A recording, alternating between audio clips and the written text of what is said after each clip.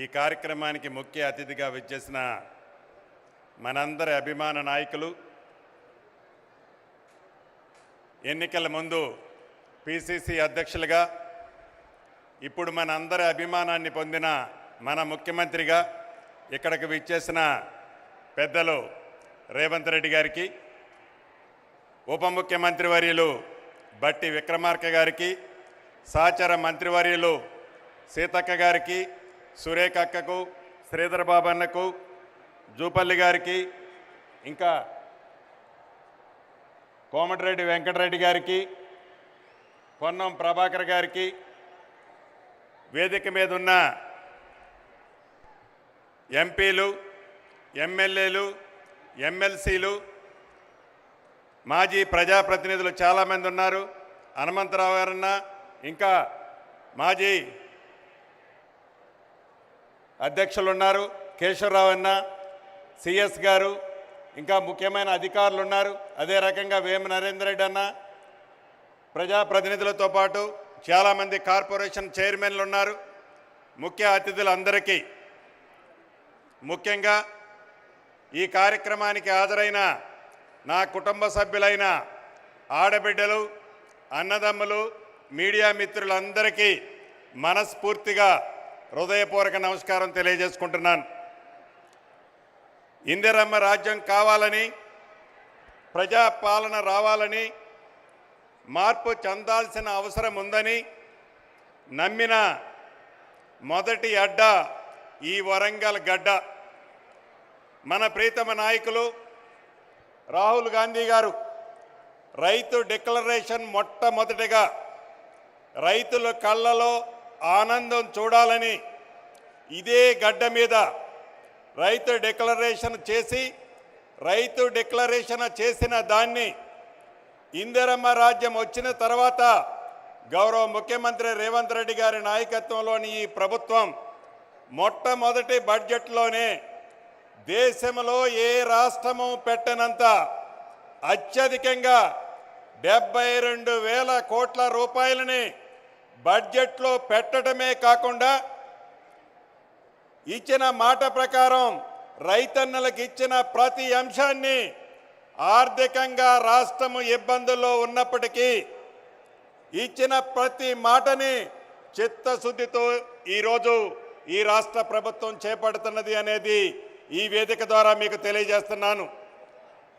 అదే రకంగా మహిళా అభ్యున్నతి మరియు ఊతమిచ్చేలా మహిళా పురోగతి ఈ విజయోత్సవ సభ నిర్వహించాలని చెప్పుకోవటాన్ని నిజంగా రాష్ట్ర మంత్రిగా, ఈ జిల్లా ఇన్ఛార్జి మంత్రిగా మొట్టమొదటిసారిగా ఈ వరంగల్కి అవకాశం ఇచ్చినందుకు వేదిక మీద ఉన్న పెద్దలందరికీ మనస్ఫూర్తిగా కృతజ్ఞతలు తెలియజేస్తున్నాను. ఈరోజు అనేక కార్యక్రమాలతో పాటు 22 జిల్లాలకు సంబంధించిన ఇందిరా మహిళా శక్తి భవనాలని గౌరవ ముఖ్యమంత్రి రేవంత్ రెడ్డి గారి చేతుల మీద ఇంతకుముందే శంకుస్థాపన చేసుకోవడం జరిగింది. దేశ చరిత్రలో మహిళా సంఘాలకి తొలిసారిగా సోలార్ విద్యుత్ ప్లాంట్లు కేటాయిస్తూ ఇందిరమ్మ ప్రభుత్వం, అదే విధంగా మహిళా సంఘాల సభ్యులకి బీమా సౌకర్యం కూడా కల్పిస్తుంది మన ఇందిరమ్మ ప్రభుత్వం. ప్రజాపాలన కార్యక్రమంలో 6 గ్యారంటీల్లో ఎన్నికల ముందు ఏవైతే హామీలు ఇచ్చిందో ఆనాటి పిసిసి అధ్యక్షులు, ఈనాటి గౌరవ ముఖ్యమంత్రి గారు ఇచ్చిన మాట ప్రకారం మొట్టమొదటిగా మహిళలకి ఉచిత బస్సు సౌకర్యాన్ని కల్పించడం జరిగింది. ఈ ఉచిత బస్సు సౌకర్యం వల్ల ఉమ్మడి వరంగల్ జిల్లాలలో 8,56,00,000 మంది ఆడబిడ్డలు, సుమారు 381 కోట్ల రూపాయలకి ఛార్జీలు ఈ ఉచిత బస్సు వల్ల నా ఆడబిడ్డలకి లబ్ధి జరిగింది అని చెప్పటానికి ఈ ఉమ్మడి వరంగల్ జిల్లా ప్రజల పక్షాన గౌరవ ముఖ్యమంత్రి గారికి కృతజ్ఞతలు తెలియజేస్తున్నాం. అదే రకంగా మహాలక్ష్మి పథకం ద్వారా ప్రతి ఆడబిడ్డకి ఏదైతే ఇందిరమ్మ రాజ్యం వచ్చిన తర్వాత 500 రూపాయలకే గ్యాస్ ముద్దిస్తామని చెప్పాం. ఇచ్చిన మాట ప్రకారం ఈ ఉమ్మడి వరంగల్ జిల్లాకి 5,85,000 మహిళలకు సుమారు 104 కోట్ల విలువ చేసే సబ్సిడీని, అంటే 500 రూపాయల కంటే పైనున్న డబ్బుని వారు కొన్న తర్వాత వారి ఖాతాల్లోకి కేవలం ఉమ్మడి వరంగల్ జిల్లాలోనే 104 కోట్లు ఆడబిడ్డల ఖాతాలోకి గ్యాసు నిమిత్తం వేయటం జరిగింది.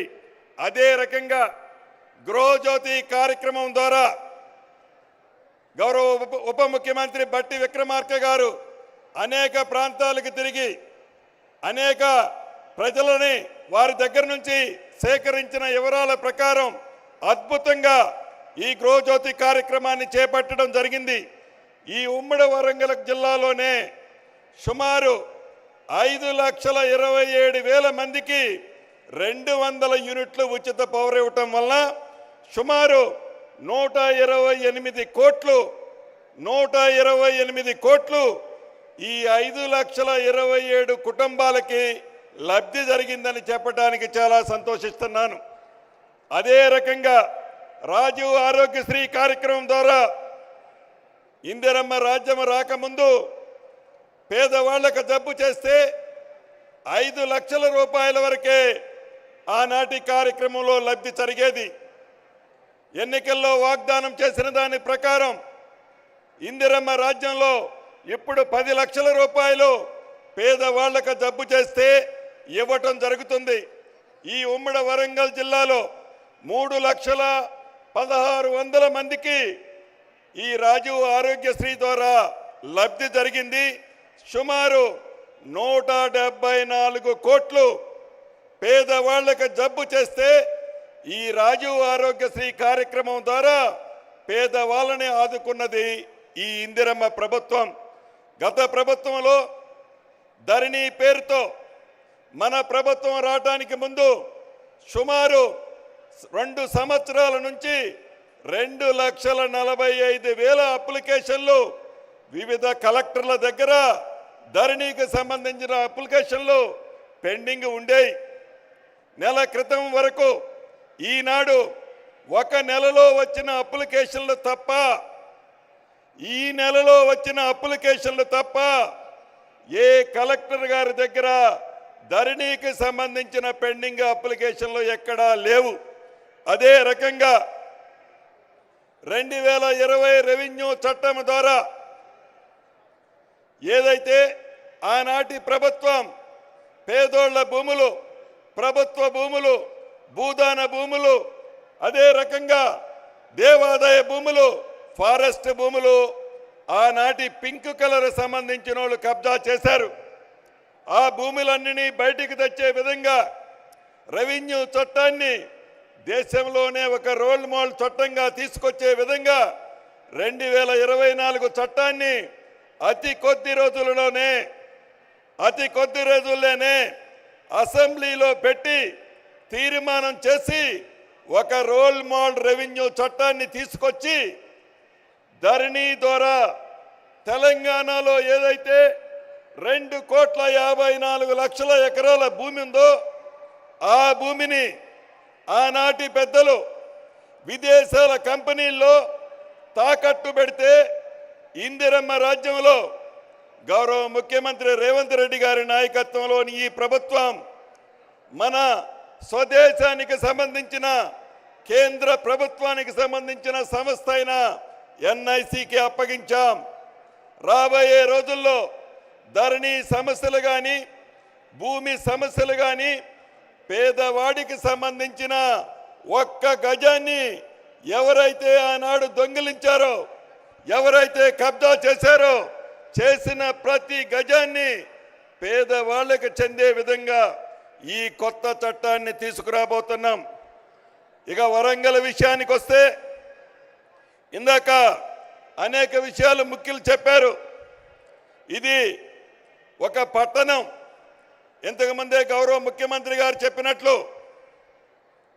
వరంగల్ అంటే ఒక చిన్న పట్టణం. దీన్ని మహానగరంగా తీర్చిదిద్దాలన్నదే ఈ ప్రభుత్వం యొక్క ముఖ్య ఉద్దేశం. ఈ వరంగల్ పట్టణాన్ని అభివృద్ధి చేసే దాంట్లో, తీర్చిదిద్దే దాంట్లో, మౌలిక వసతులు కనిపించే దాంట్లో, రహదారులు నిర్మించే దాంట్లో, అన్ని రంగాలలో హైదరాబాద్కి ఎక్కడా తగ్గకుండా ఇదేనా రెండో క్యాపిటల్ అనే విధంగా వరంగల్ పట్టణాన్ని అద్భుతంగా తీర్చిదిద్దబోతున్నాం. ఏదైతే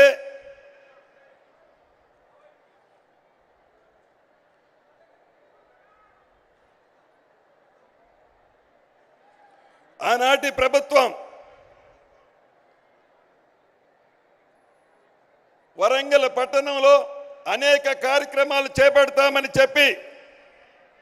చెప్పిన కార్యక్రమాలు ఏటిని పూర్తి చేయకుండా మాటలకే పరిమితం చేసి ఈనాడు ఈ వరంగల్ పట్టణాన్ని ఇంతకుముందే స్థానిక ఎమ్మెల్యే గారు చెప్పినట్లు అద్భుతంగా వరదల నిధులు గౌరవ ముఖ్యమంత్రి గారు, ఉప ముఖ్యమంత్రి గారు ఈ వరంగల్ జిల్లాకి అంటే ముఖ్యంగా వరంగల్ పట్టణానికి ఇవ్వటం జరిగింది. ఇంతకుముందే గౌరవ ముఖ్యమంత్రి గారు రేవంత్ రెడ్డి గారి చేతుల మీద కాళోజీ నారాయణరావు గారి ఆడిటోరియాన్ని ఓపెన్ చేసుకున్నాం. ఇక్కడ మీకు ఒక విషయం చెప్పాల్సిన అవసరం ఉంది. ఈ ఆడిటోరియాన్ని 2014లో అంటే సుమారు 10 సంవత్సరాల క్రితం ఆనాటి ముఖ్యమంత్రి గారు కేసీఆర్ గారు శంకుస్థాపన చేశారు. కానీ కాళోజీ కళాక్షేత్రాన్ని పూర్తి చేయాలని చిత్తశుద్ధి వారికి లేదు. వారు నివసించడానికి అద్భుతమైన బిల్డింగ్ కట్టడానికి అయితే డబ్బులుంటాయి. వారు కమిషన్ల కోసం కాళేశ్వరం లాంటి ప్రాజెక్టు కట్టడానికి లక్షలాది కోట్లు డబ్బులు వస్తాయి. కానీ ఒక ప్రముఖ కవి, ఈ పట్టణ వాస్తవ్యుడు కాళోజీ నారాయణరావు గారి కళాక్షేత్రాన్ని పూర్తి చేయాలని చిత్తశుద్ధి ఆనాటి ప్రభుత్వానికి లేదు. మొన్న జూన్ నెలలో వరంగల్ వచ్చినప్పుడు గౌరవ ముఖ్యమంత్రి గారు మా అందరికీ సూచించారు, ఎట్టి పరిస్థితిలో ఎంత డబ్బైనా పర్వాలేదు ఈ కాళోజీ కళాక్షేత్రాన్ని యుద్ధ ప్రాతిపదిక మీద పూర్తి చేయాలని చెప్పారు. ఆ దిశలో సుమారు 95 కోట్లు ఖర్చు పెట్టి 1,77,000 చదరపు అడుగులతో అన్ని అంగులతో అద్భుతంగా కాళోజీ కళాక్షేత్రాన్ని నిర్మించడం జరిగింది. అదే రకంగా వరంగల్ మాస్టర్ ప్లాను గడిచిన 30 సంవత్సరాలు, ముఖ్యంగా తెలంగాణ రాష్ట్రం ఏర్పడి 10 సంవత్సరాల నుంచి వరంగల్ పట్టణంలో నివసించే ప్రజలకి వారి కలలానే మిగిలింది. గౌరవ ముఖ్యమంత్రి గారు రాబోయే తరాలను కూడా దృష్టిలో పెట్టుకొని అద్భుతంగా ఇంతకు ముందే వరంగల్ మాస్టర్ ప్లానుని శాంక్షన్ చేసి రిలీజ్ చేసినందుకు ఈ జిల్లా ఇన్ఛార్జి మంత్రిగా గౌరవ ముఖ్యమంత్రి గారికి అభినందనలు, కృతజ్ఞతలు తెలియజేస్తున్నాను.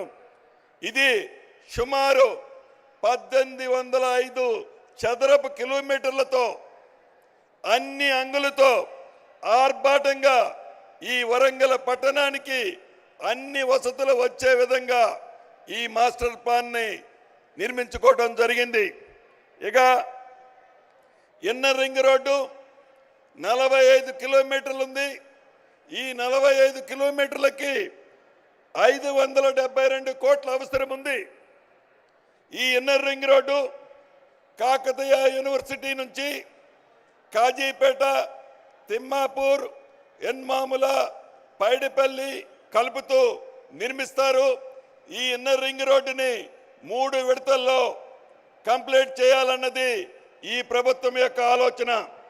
అదే రకంగా భద్రకాళి ఆలయం భద్రకాళి ఆలయానికి 30 కోట్లు శాంక్షన్ చేసి అద్భుతంగా భద్రకాళి ఆలయాన్ని, భద్రకాళి ఆలయ పరిసర ప్రాంతాల్ని ఈ ప్రభుత్వం అద్భుతంగా తీర్చిదిద్దనుంది. వివిధ నిధుల నుంచి ఇప్పటి వరకు ఇందిరమ్మ రాజ్యం వచ్చిన తర్వాత గౌరవ ముఖ్యమంత్రి రేవంత్ రెడ్డి గారి నాయకత్వంలోని ఈ ప్రభుత్వం ఈ ఉమ్మడి వరంగల్ జిల్లాకి 5,213 కోట్ల రూపాయలు శాంక్షన్ చేయటం జరిగింది. దీంట్లో 4,170 కోట్లు 4,170 కోట్లు డ్రైనేజ్కి, 205 కోట్లు ఎయిర్పోర్టు ఈ ప్రాంత ప్రజల చిరకాల వాంఛ. ఈ ప్రాంత ప్రజలే కాదు, అటు నిజామాబాద్ అటు కరీంనగర్ ప్రాంత ప్రజలకు కూడా ఈ ఎయిర్పోర్టు చిరకాల వాంఛ. ఈ చిరకాల వాంఛని ఇందిరమ్మ రాజ్యంలో గౌరవ ముఖ్యమంత్రి రేవంత్ రెడ్డి గారి నాయకత్వంలోని ఈ ప్రభుత్వం అతి కొద్ది రోజుల్లోనే ప్రారంభించుకోబోతున్నాం. కాకతీయ మెగా టెక్స్టైల్కి 161 కోట్లు అన్ని వసతులు ఏర్పాటు చేయడానికి కేటాయించడం జరిగింది. అదే రకంగా 157 కోట్లతో కాకతీయ టెక్స్టైల్లో వరద నీరు వస్తుంటే దాన్ని నివారించడానికి దాన్ని కూడా శాంక్షన్ చేసుకోవడం జరిగింది. 74 కోట్ల అంచనాతో అధునాతనమైన ఆర్టీసీ బస్ స్టాండ్ని నిర్మించుకుంటున్నాం. ఇలా అనేకమైన కార్యక్రమాలు చేపడుతున్నాం. సుమారు 230 కోట్లతో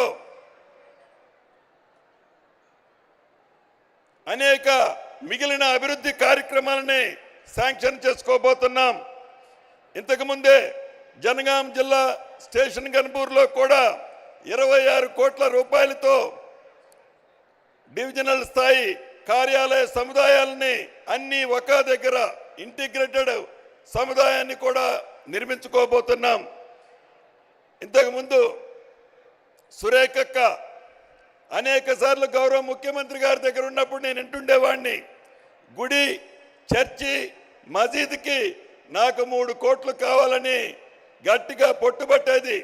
గౌరవ ముఖ్యమంత్రి గారు ఆ 3 కోట్లు కూడా శాంక్షన్ చేసినందుకు కృతజ్ఞతలు చెప్తున్నాను.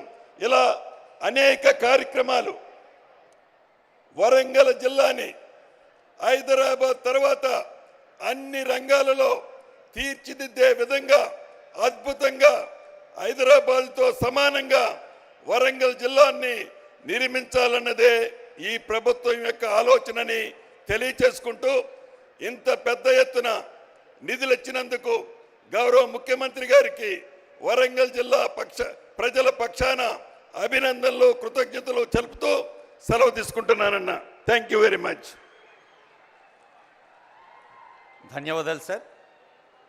ఈ విజయోత్సవాల్లో గౌరవనీయ మంత్రివర్యులందరి శుభాకాంక్షలు ఉంటాయి. ఆ తర్వాత పెద్ద